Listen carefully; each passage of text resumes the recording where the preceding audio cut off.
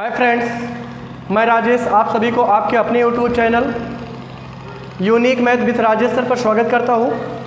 Friends, आज हम सब क्लास 9th मैथ एनसीईआरटी के chapter number 6 line and angles पर चर्चा करेंगे, जिसकी प्रश्नावली होगी 6A और प्रश्न होंगे 5 और 6। इसके पिछले वाले वीडियो में हमने 6A के प्रश्नावली 1 से लेकर 4 तक प्रश्नों पर चर्चा किया था।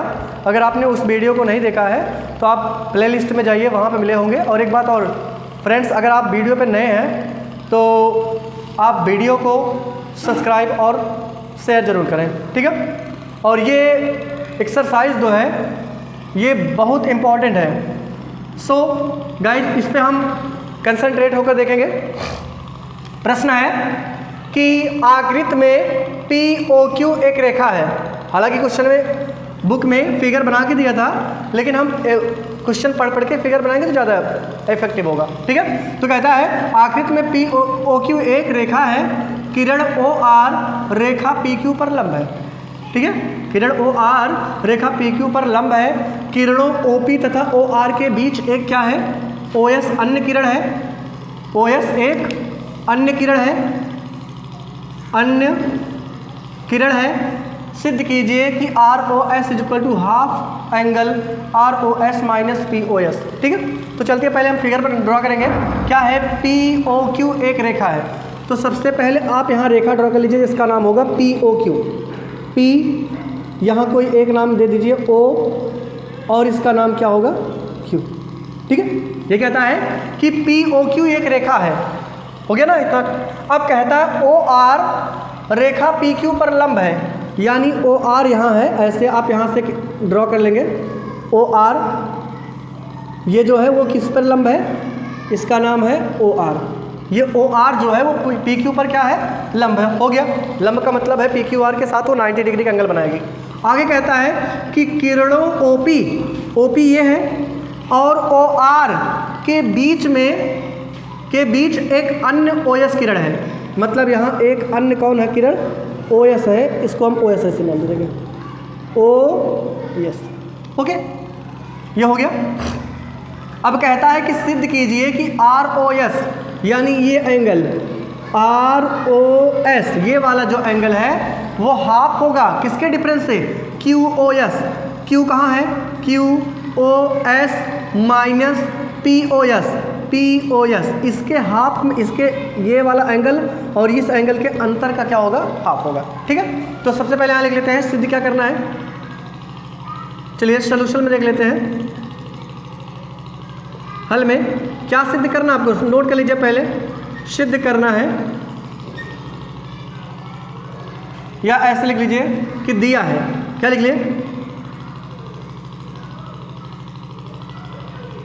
दिया है। क्या दिया है? कि POQ एक रेखा है। POQ एक क्या है? रेखा है, जिस पर या जिसमें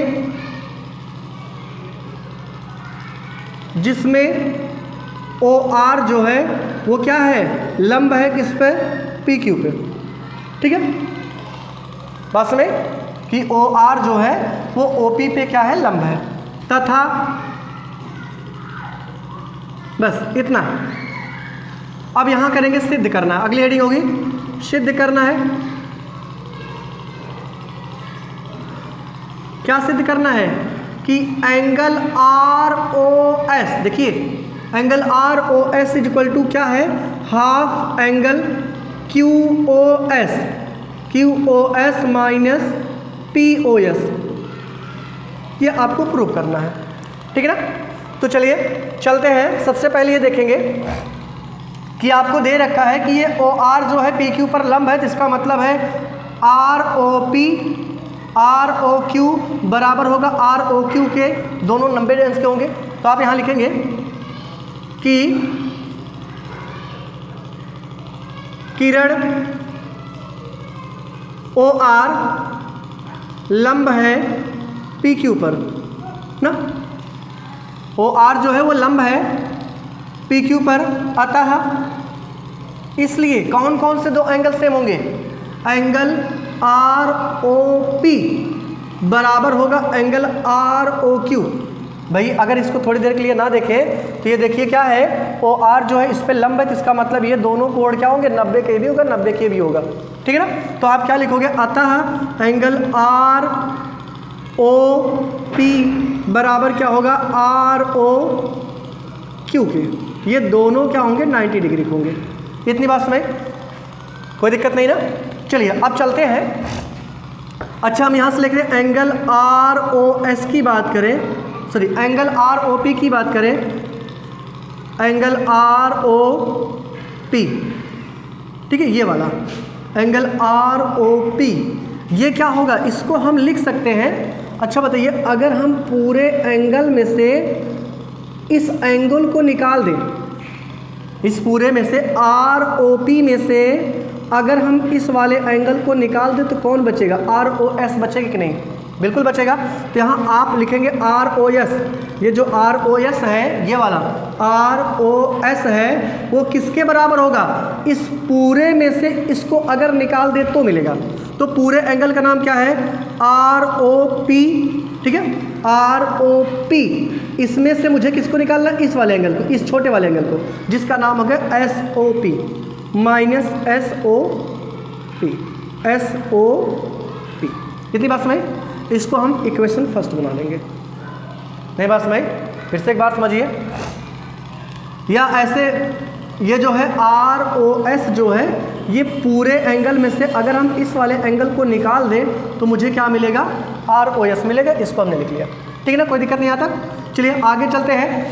इसी प्रकार से अगर हम बात करें कि इधर की बात करें, तो अगर हम इस पूरे एंगल में से इस वाले एंगल को निकाल दें, इस पूरे एंगल में से इस वाले एंगल को निकाल दें तो मुझे फिर क्या मिलेगा, आर ओ एस। यानी फिर क्या कर सकते हैं कि एंगल आर ओ एस जो है वो किस में से किसको घटाने पर प्राप्त होगा।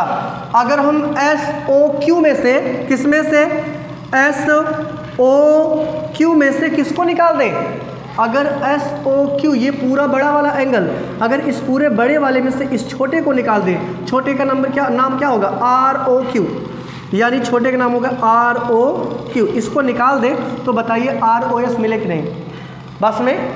तो यहाँ से क्या हो जाएगा आपको, यहाँ इसको हम क्या बना लें, समीकरण नंबर 2, बस में। अब यहाँ लिखेंगे समीकरण 1 तथा समीकरण 2 को जोड़ने पर, 1 तथा समीकरण 2 को जोड़ने पर, जोड़ने पर। अब समीकरण 1 क्या है, जोड़ते कैसे हैं कि अगर मुझे किसी भी दो समीकरण को जोड़ना है तो राइट वाले को राइट के साथ जोड़ेंगे और लेफ्ट वाले को लेफ्ट के साथ जोड़ेंगे। बात सुन में, राइट वाले को राइट के साथ जोड़ेंगे और लेफ्ट वाले को लेफ्ट के साथ जोड़ेंगे। यहाँ इक्वेशन फर्स्ट का लेफ्ट हैंड साइड कौन है, आर ओ एस है। इक्वेशन फर्स्ट का जो लेफ्ट हैंड साइड है बराबर के पहले, लेफ्ट हैंड साइड यानी बराबर के पहले, तो आर ओ एस है प्लस। अब इक्वेशन सेकंड का भी लेफ्ट हैंड साइड लिखिए, तो इक्वेशन सेकंड का लेफ्ट हैंड साइड क्या है, ये भी क्या है, आर ओ एस। अब बराबर आइए, अब आप इक्वेशन फर्स्ट के राइट हैंड साइड को लिखिए, तो इक्वेशन फर्स्ट क्या है, आर ओ पी माइनस ये क्या है, एस ओ पी, ठीक है। मुझे जोड़ना है तो प्लस लगाएंगे। अब इसके बाद इक्वेशन सेकंड का राइट हैंड साइड लीजिए, इक्वेशन सेकंड का राइट हैंड साइड ये है जिसका नाम क्या है, S O Q minus R O P, R O Q, ठीक है, समझ में इतनी बात। अब ये बताइए यहाँ क्या हो जाएगा, आर ओ एस जुड़ेगा तो 2 आर ओ एस आएगा, ठीक है ना। अच्छा यहाँ बताइए, यहाँ आर ओ पी और आर ओ क्यू जो थे ये दोनों कितने के थे, 90 के थे। R O Q R O P ये दोनों 90 थे, तो आर ओ पी के प्लेस में हम कितने रखेंगे, 90। और इसके बाद क्या हो जाएगा, एस ओ पी माइन plus S O Q minus ये भी आर ओ क्यू भी 90 का होगा, तो ये 90 से कट जाएगा। तो अगले स्टेप में क्या बचेगा, 2 एंगल आर ओ एस बराबर क्या हो जाएगा, एस ओ क्यू को पहले लिख दें, तो S O Q minus S O P, ठीक है। ये इधर गुणा इधर आके भाग हो जाएगा, यानी आर ओ एस बराबर क्या हो जाएगा, हाफ भाग हो जाएगा। और यहाँ से angle S O Q minus S O P, ठीक है, ये दो यही क्या हो जाएगा, सिद्ध हो जाएगा, ठीक है, इत सिद्धम। ओके समझ में आया स्टूडेंट? ओके फिर से एक बार देख लीजिए, यहाँ आपको प्रूव करना था आर ओ एस आनी है, आर ओ एस ये है, आर ओ एस आपको क्या प्रूव करना था, ये बड़े वाले कोण के में से डिफरेंस होगा इसका आधा, ये बड़े कोण का मतलब S O Q minus P O S का क्या होगा, डिफरेंस का हाफ होगा, ठीक है। तो हमने क्या लिखा, एक बार लिखा आर ओ एस जो बराबर होगा वो किसके होगा, इस पूरे कोण में से अगर ये वाले कोण को निकाल दे तो मुझे आर ओ एस मिलेगा। तो हमने इसको क्या बना, समीकरण एक बना लिया। और दूसरे समीकरण में क्या बनाया, अगर हम इस पूरे कोण में से इस छोटे वाले कोण को निकाल दें तो बताइए मुझे फिर क्या मिलेगा, आर ओ एस मिले कि नहीं। तो हमने यही किया है कि एस ओ क्यू, यहाँ देखिए लिखा है S O Q minus R O P लिखा, आर ओ क्यू ये निकाल दिया, ये समीकरण 2 हो गया। दोनों को हमने जोड़ा, तो जोड़ते कैसे हैं, लेफ्ट वाले को लेफ्ट से जोड़ देंगे, राइट को राइट से जोड़ देंगे। तो जब जोड़ेंगे तो यहाँ 2 आर ओ एस हो जाएगा, और आर ओ पी और आर ओ क्यू के प्लेस पे हमने 90 रख दिया, क्योंकि यहाँ लिख रखा था कि 90-90 का है, और इसलिए क्या हो जाएगा, ये सिद्ध हो जाएगा। समझ में आया स्टूडेंट? अगर आपको कोई प्रॉब्लम है तो कमेंट बॉक्स में आप बता सकते हैं। ओके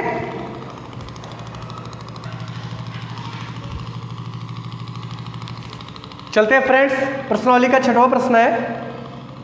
कहता है कि यह दिया गया है कि कोण एक्स वाई जेड बराबर 64 अंश और एक्स वाई को बिंदु P तक बढ़ाया जाता है, एक्स वाई को बिंदु P तक बढ़ाया जाता है। दी हुई सूचना से क्या खींचना है, एक आकृति खींचिए। यदि किरण वाई क्यू जो है जेड वाई क्यू को क्या करती है, समद्विभाजित करती है, तो एक्स वाई क्यू और प्रतिवर्ती कोण X Y Q Y P के मान ज्ञात कीजिए। ठीक है फ्रेंड्स, तो यहाँ देखिए इस क्वेश्चन में आपको फिगर नहीं दिया है, इसी वजह से आप जब भी किसी प्रश्न को सॉल्व करें तो आप ये प्रयास करें कि फिगर जो है क्वेश्चन को पढ़ के बनाएं। ठीक है, अगर आप क्वेश्चन को पढ़ के फिगर बनाएंगे तो आपको उसमें की काफ़ी चीज़ें जो है समझ में आ जाती हैं। ठीक है, जैसे कहता क्या है, सिंपल कह रहा है यदि कोण दिया है कि कोण एक्स वाई जेड, तो एक्स वाई जेड का मतलब कोण ऐसे कोई होगा, ये एक्स हो गया, ये वाई हो गया, जेड हो गया, ऐसे सिंपल सा एक्स वाई, ये क्या है एक्स वाई, यहाँ वाई और ये जेड हो गया। ये दोनों कोण कितने हैं, ये कोण कितना है 64 अंश, ये साफ साफ करा। ठीक है, एक्स वाई जेड, यानी कोण हम कहाँ बनाएंगे, जो बिंदु ये बीच पड़ा उसी पे कोण बनाना है मुझे। ठीक है, तो एक्स वाई जेड बराबर कितना हो गया 64 अंश, हमने लिख लिया। अब करा एक्स वाई को बिंदु P तक बढ़ाया गया है, यानी एक्स वाई जो है इसी को कहाँ तक बढ़ाया गया, ऐसे आगे तक। कहाँ तक बढ़ाया गया, ऐसे आगे तक, कहाँ बिंदु P तक बढ़ाया गया, ऐसे ऐसे। ये कोई हम बिंदु यहाँ P मान लेते हैं। ठीक है, ये बिंदु कोई है P मान। इतनी बात आपको समझ में आ गई। एक्स वाई जेड था और इसमें जो है एक्स वाई को कहाँ तक बढ़ाया गया है, बिंदु P तक बढ़ाया गया, तो बिंदु हमने बढ़ा लिया। कहता है अब दी हुई आज सूचना से आकृति खींचिए, तो आकृति हो गए। ठीक है ना, अब आगे क्वेश्चन क्या कहता है, यदि वाई क्यू, वाई और एक क्यू और बिंदु ले रहा है दूसरा, जेड वाई पी क्यू क्या करता है, समद्विभाजित करता है। तो जेड वाई पी कहाँ है, जेड वाई पी, ये एक यहाँ से वाई क्यू रेखा खींची गई है ऐसे, ये रेखा कैसे क्या खींची गई है, ये वाई क्यू ऐसे। ठीक है ना, इसको सीधे खींचेंगे, ये क्या है वाई क्यू है, और ये क्या करती है, ये दोनों कोण को क्या करती है, समद्विभाजित करती है, मतलब ये दोनों कोण आपस में कैसे हैं, बराबर है। ठीक है ना, तो आपसे क्या बोल रहा है कि X Y Q, X Y Q कहाँ है, एक्स वाई क्यू, ये मान आपको पूरा ज्ञात करना है, और प्रतिवर्ती कोण कितना है, किसका ज्ञात करना है, Q Y P. Q Y P कहाँ है, क्यू वाई पी, इसका मान ज्ञात करना है। बात सुने। अच्छा एक बात अगर हम देखें तो यहाँ से क्या माने, यहाँ हल में कहता है कि जो वाई क्यू है, किरण वाई क्यू ऐसे लिख लेंगे, किरण वाई क्यू, किरण वाई क्यू रेखा, सॉरी कोण, किरण वाई क्यू कोण जेड वाई पी, कोण जेड वाई पी को क्या करती है, समद्विभाजित करती है। आपका प्रश्न कहता है समद्विभाजित करता है।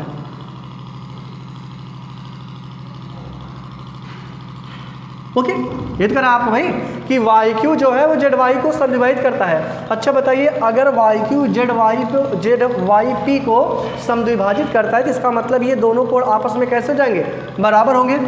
अर्थात या अर्थात क्या हो जाएगा, अर्थात कोण जेड वाई क्यू बराबर क्या हो जाएगा, कोण पी वाई क्यू, कोण पी वाई क्यू, ये दोनों कोण बराबर होंगे भाई, क्योंकि आपसे साफ साफ कह रहा है वाई क्यू जो है इसको समद्विभाजित करता है। समद्विभाजित करने का मतलब होता है समान दो बराबर भागों में बांटना। जेड वाई पी को क्या करता है, समान दो बराबर भागों में बांट देता है। तो इसका मतलब ये वाला कोण जो इस कोण के बराबर होगा। इस कोण का नाम क्या होगा, जेड वाई क्यू लिख दिया हमने, और इस कोण का नाम क्या होगा, P Y Q, P Y Q. Okay, इतनी बात सुनाई। अच्छा ये बताइए, यहाँ से इन तीनों कोणों का योग कितना होगा, ये कोण, ये कोण, ये कोण, ये तीनों कोणों का योग कितना होगा, 180 अंश होगा।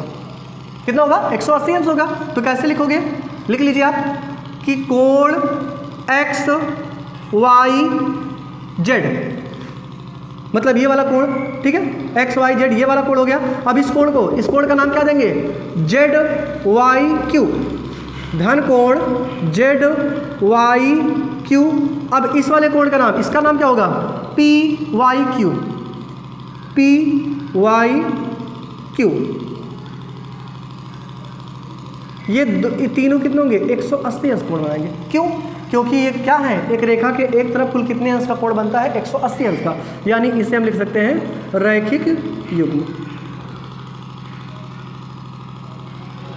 ओके, तो यहां से ये बताइए, यहां से कोण एक्स वाई जेड का मान तो आपको मिला था, कितना मिला है, कोण एक्स वाई जेड का मान मिल रखा, आपको दिया था एक्स वाई जेड बराबर 64 अंश, तो यहाँ आप 64 लिख लीजिए, और धन, अब इसका मान आप यहाँ Z Y P, Z Y Q को आप इसके बराबर क्या लिखे हैं, जेड वाई जो क्यू था वो किसके बराबर है, पी वाई क्यू के, तो यानी जेड वाई क्यू के प्लेस पे क्या लिख सकते हैं, पी वाई क्यू।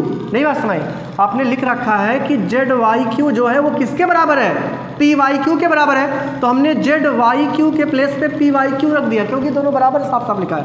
और धन ये वाला वैसे ही रहेगा, पी वाई क्यू बराबर कितना, 180 अंश, तो यहाँ से क्या हो जाएगा, ये 64 अंश, धन ये जुड़ जाएगा, तो 2 कोण पी वाई क्यू बराबर कितना, 180 अंश, तो यहाँ से क्या हो जाएगा, 2 कोण पी वाई क्यू बराबर 180 माइनस क्या हो जाएगा, इधर जाके माइनस हो जाएगा 64, तो यानी 2 कोण पी वाई क्यू बराबर कितना हो जाएगा, 164 घटा दीजिए, तो कितना आएगा, 26 आएगा, 126 आएगा, कितना आएगा, 126।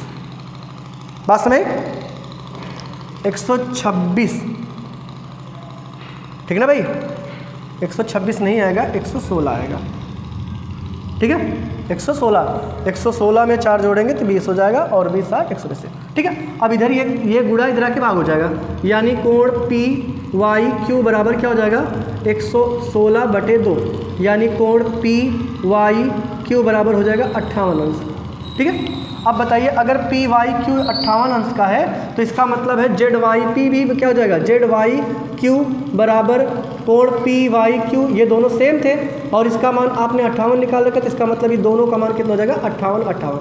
इतनी बात सुना गई भाई। इसका भी मान, अगर पी वाई क्यू का मान 58 आ गया है, पी वाई क्यू का मान 58 आ गया है, तो इसका बाद में भी 58 होगा, तो हमने लिख लिया कि जेड वाई पी भी कितने हो जाएगा, 58 अंश का। अब आपसे पूछ क्या रहा है, आपसे पूछ ये रहा है कि कोण एक्स वाई क्यू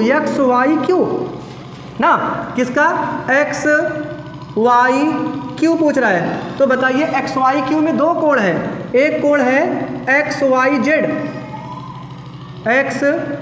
जेड, और दूसरा कोण है क्यू जेड वाई क्यू, ये है।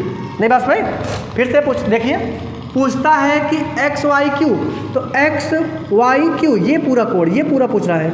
अब आप देखिए इसमें दो कोड लगे, एक कोड ये है, एक कोड ये है। इस कोड का नाम क्या होगा? एक्स वाई जेड, तो हमने लिखा एक्स वाई जेड। अच्छा, इस कोड का नाम होगा क्या? जेड वाई क्यू, तो हमने जेड वाई क्यू लिखा है। अच्छा, आपको मिल रखा था कि एक्स वाई जेड का मान 64 है और इसका मान अभी आपने निकाला जेड वाई क्यू का मान निकाला है 58 अंश, तो इसको जोड़ दीजिए। तो 8 4 12 2 6 5 11 11 12 यानी 122, ठीक ना।